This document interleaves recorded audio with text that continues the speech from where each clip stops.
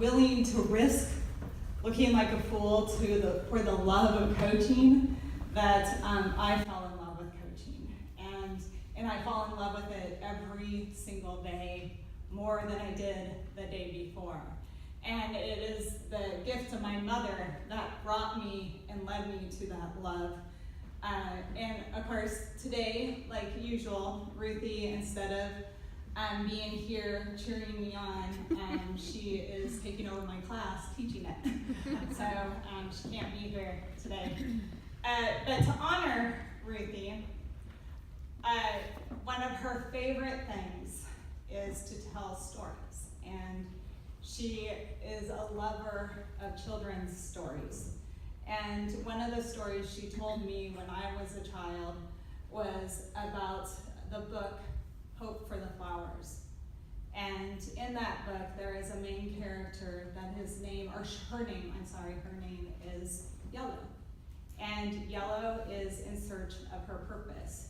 And she wanders around aimlessly, wondering, what am I supposed to do with my life? And she doesn't know how to answer that question. And so she keeps searching and searching. And all of a sudden, she comes across this cocoon that she doesn't know it's a cocoon. In fact, she thinks that this poor caterpillar is stuck and that she should go help him. And so she does. She asks, do you need my help? And he says, oh, no, this is what we do. This is our way of getting ready to become a butterfly. And for the first time in Yellow's life, she has this feeling that she had been searching for, thinking that she should have a greater feeling or sense of purpose. But she felt that when she heard the word butterfly. And when she heard that, she questioned him and said, excuse me? What is a butterfly? And he goes, oh, that's what you are meant to be. And so she looked at him and she resisted at first, and then she was so curious, she asked him, what does it mean to be a butterfly? And he said, what it means to be a butterfly is that you want to fly so badly that you're willing to give up being a caterpillar. And for me, that part of the story was so impactful, because would I ever in my life want something so badly that I would be willing to give up who I believe I am today? And so for me, for many years, I felt like Yellow.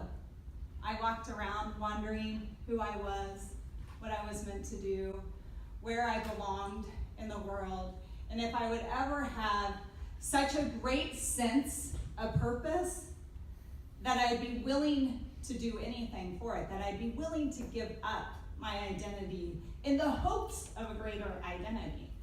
And like Yellow, I wanted it to go fast and easy and convenient and comfortable. And so I tried all these different ways to find that sense of purpose, and I failed miserably. In fact, at one point, one of my girlfriends said, hey Jennie, just so you know, your theme song, Alanis Morissette, isn't it ironic? And I'm like, what does that mean? And they're like, well, you're really sucking at this.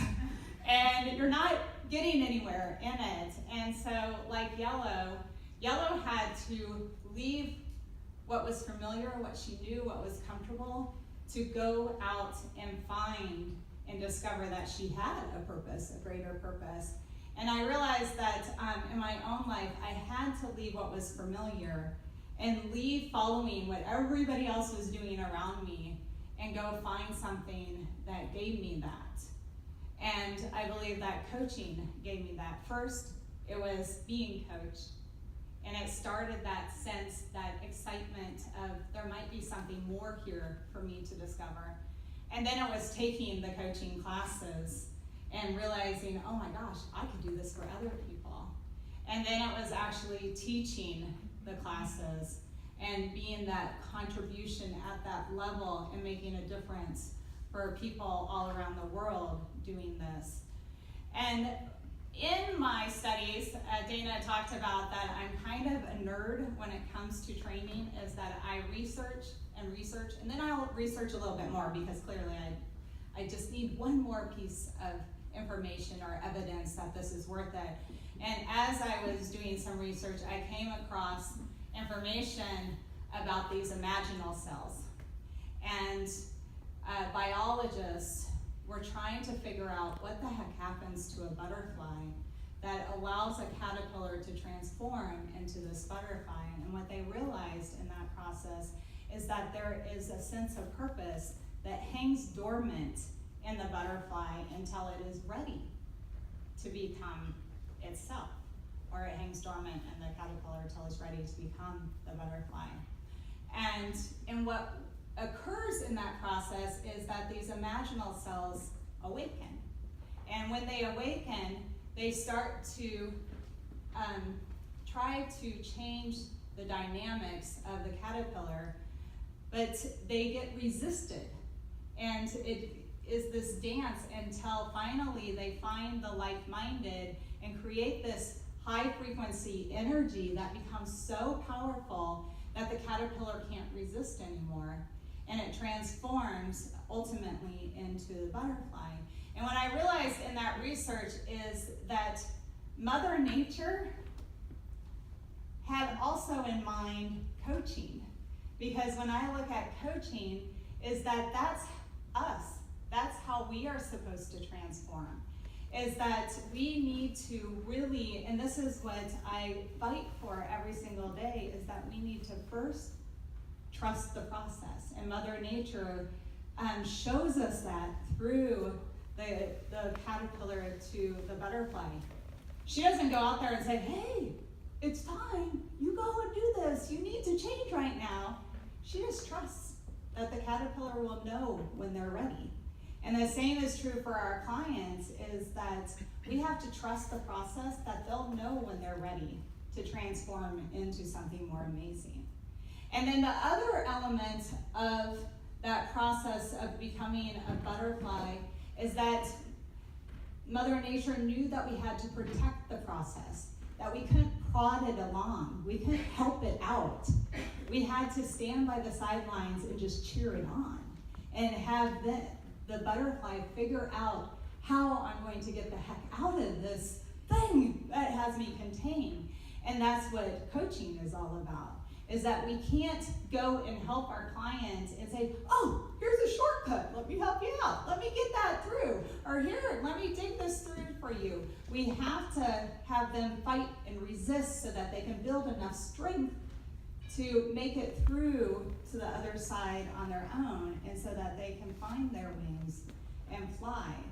And I see that going forward, that's what I am meant to do, is to keep promoting the trusting the process and protecting the process, so that all the yellows out there can find their purpose. Because sadly right now, only 4 out of 10 of us in the world know what we're meant to do. And so the great thing is, for all of us coaches, we have plenty of work.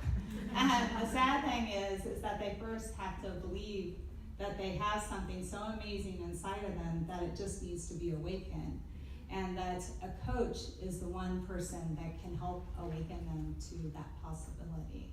And so my commitment is every day to wake up and trust that process and protect that process, and then also promote that process. And what I invite you to do is to think about, if you are a coach in this room, what is your commitment? So thank you, everyone. It is an honor to be here, and I hope that the rest of the evening